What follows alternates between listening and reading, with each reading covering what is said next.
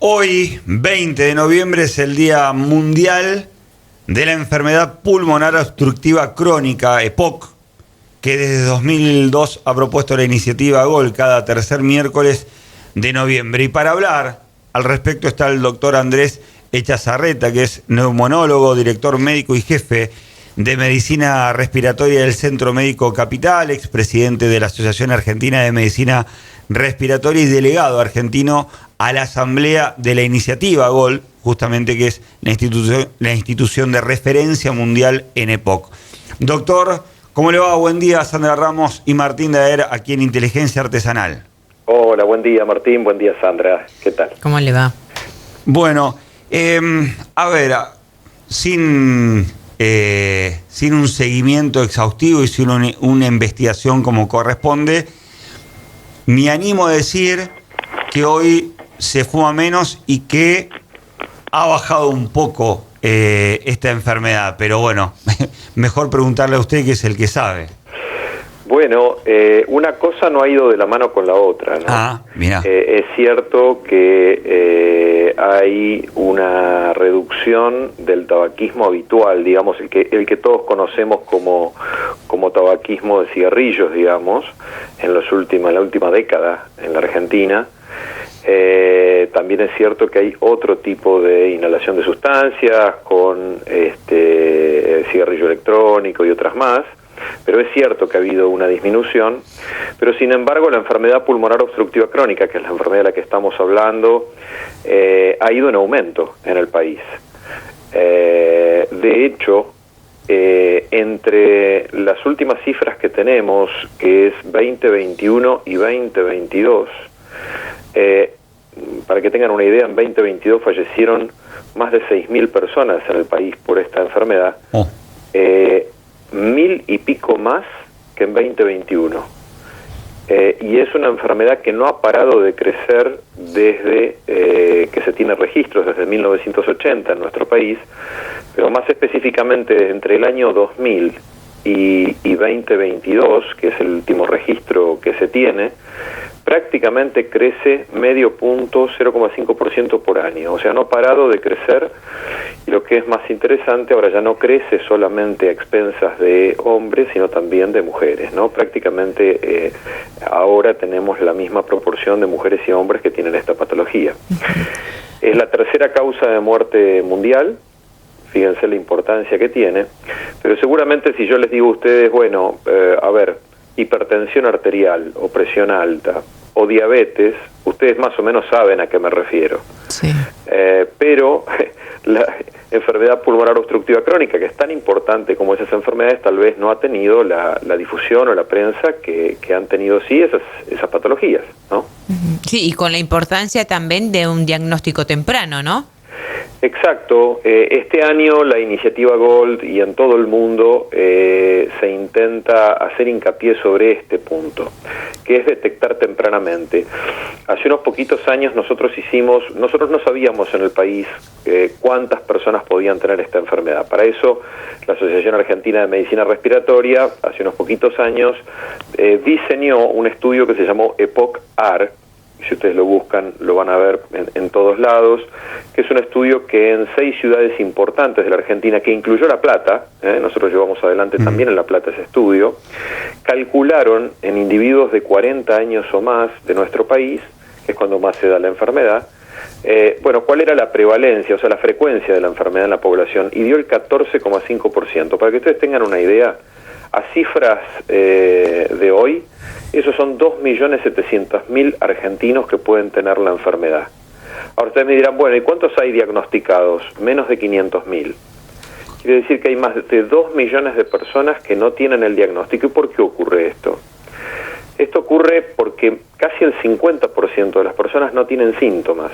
Y este es un detalle muy importante, por eso lo del diagnóstico precoz.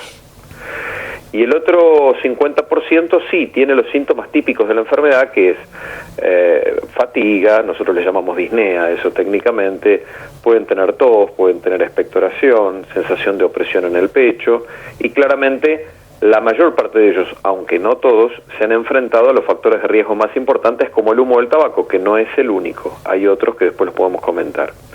Así que por eso este año se ha insistido en la necesidad de que el diagnóstico sea lo más temprano posible para poder actuar sobre la enfermedad y para que el paciente, pueda evolucionar bien, pueda tener menos mortalidad, una mejor vida. Y ese diagnóstico se hace a través de un test que se llama espirometría, que es soplar fuertemente en un equipo y medir cómo pasa el aire por los bronquios y si hay obstrucción o no. Ahora les voy a hacer la misma pregunta llevada a este test. Si yo les digo a ustedes tomarse la presión, ustedes se imaginan un aparato de presión, ¿no? Sí. Si yo les digo a ustedes un electrocardiograma, se hacen una idea de qué es un electrocardiograma. Sí. Y si les digo una radiografía de tórax, del pecho, saben más o menos qué es, ¿no es cierto? Sí. Bueno, en términos generales, la espirometría es un método mucho menos conocido que permite hacer diagnóstico de esta enfermedad y de otras, como asma y otras, pero también de POC, y que es fundamental para el diagnóstico de la enfermedad. Si ustedes van a la población general, es mucho más probable que una persona tenga alterada su espirometría que, por ejemplo, una placa de tórax o incluso un análisis de sangre. Entonces, fíjense qué importante que es poder detectar rápidamente y hacerlo a través de este estudio que se llama espirometría, ¿no? Doctor, ¿y cuál es el mejor tratamiento para el EPOC? Bueno, depende, la EPOC esta enfermedad tiene estadios, ¿no es cierto? Hay estadios más leves, como todas las enfermedades, y estadios más severos. Para empezar, una de las cosas principales es no seguir dañando los pulmones. Quiere decir que si, por ejemplo, la causa es el humo del tabaco, tratar de dejar de fumar, ¿no es cierto? O que el médico ayude para esta situación. Si uno estaba expuesto a determinados humos o vapores ambientales que podían producir la enfermedad, dejarlo de estar. En segundo lugar, sí, el tratamiento que tiene medicaciones, cosas que son medicaciones y cosas que no son medicaciones. Las que son medicaciones, típicamente los broncodilatadores, son drogas inhaladas, van a los pulmones y que lo que hacen es abrir los bronquios, mejorar la apertura de bronquios y mejorar la respiración. Hay otro tipo de drogas que también son inhaladas que se pueden usar. Y las que no son fármacos, por ejemplo, es la rehabilitación respiratoria, el ejercicio, tener un estado nutricional adecuado. Bueno, hay muchas medidas que se pueden tomar y que mejoran no solamente la calidad de vida de los pacientes, sino también reducen la mortalidad por esta enfermedad, ¿no? Ahora, me quedaba con el inicio de la charla, doctor. Estamos hablando con el doctor Andrés Echazarreta en el Día Mundial de el EPOC. En esto de cómo ha bajado el consumo, sin embargo, no se condice con los números justamente de gente que sufre esta enfermedad.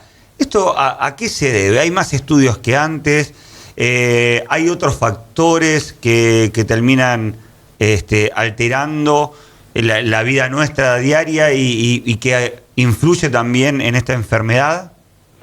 Bueno, es una excelente pregunta. Nosotros hace muchos años, 2 décadas atrás, por ejemplo, pensábamos que el único factor era el humo de cigarrillo, digamos, ¿no? Y ese factor sigue siendo importantísimo. Le diría que el mayor porcentaje de pacientes en nuestro país tiene EPOC porque ha fumado, o la otra posibilidad ha sido fumador pasivo, ¿no es cierto? Ha estado en un ambiente donde se ha fumado, no ha fumado activamente, pero inhaló. Pero también hay otras causas. A lo largo de los años hemos visto que especialmente en los países de medianos y bajos ingresos, el nuestro es un país de medianos ingresos, hay otras causas también muy importantes. Por ejemplo, el desarrollo pulmonar. Esto empieza desde la gestación, desde que está el bebé en la panza de la mamá.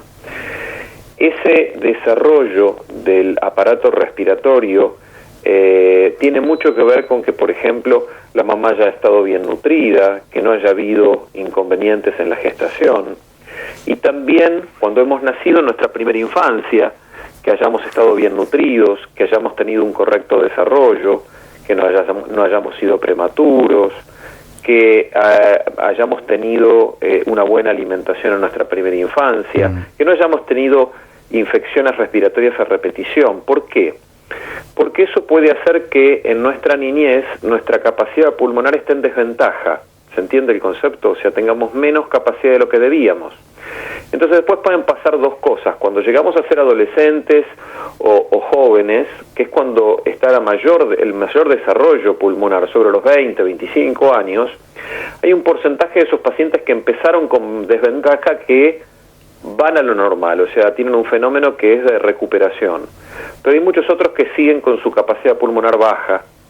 Y como ustedes saben, todos a partir del máximo desarrollo pulmonar, después con los años vamos bajando despacito normalmente nuestra capacidad pulmonar. Eso es normal, es natural. Pero claro, una cosa es empezar desde un lugar normal y otra es empezar desde un lugar más bajo. Quiere decir que a lo largo de nuestros años vamos a ir llegando a un límite donde nuestra capacidad pulmonar es más baja y podemos desarrollar EPOC. Entonces esa, por trastornos en el desarrollo, también es una causa. Otras causas son las causas ambientales. Recuerden que nosotros vivimos en una ciudad muy polucionada, ¿no es cierto? La Plata y alrededores son zonas con una polución importante. Bueno, la polución ambiental dentro y fuera del hogar puede colaborar.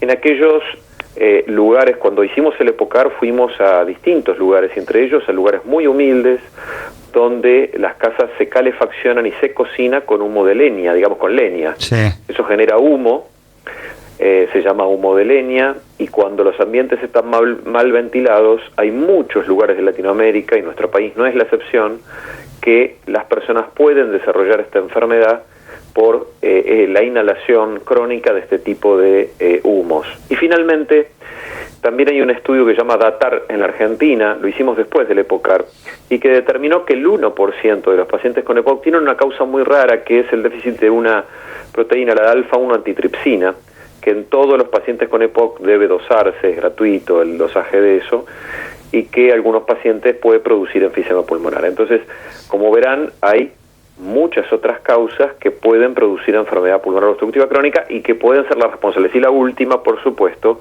hay más posibilidades de tener la enfermedad a medida que uno tiene más edad.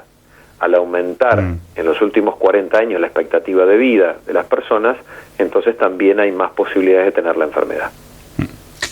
Doctor, ha sido muy amable. Muchas gracias. No, les agradezco a ustedes. Para nosotros es muy importante poner en agenda esta enfermedad y que todos los sectores, digamos, los médicos, el equipo de salud, los pacientes, las personas, las instituciones y fundamentalmente las instituciones de salud den respuesta a esto y que la gente piense que puede tenerlo y acuda a su médico. Gracias, muy amable. El doctor Andrés Echazarreta, neumonólogo, director médico y jefe de medicina respiratoria del Centro Médico Capital, hablando hoy en el Día Mundial de la Enfermedad Pulmonar Obstructiva Crónica, EPOC. La inteligencia artificial tiene el GPT. La inteligencia artesanal nos tiene a nosotros. Deja tu mensaje de audio al 221-524-2330.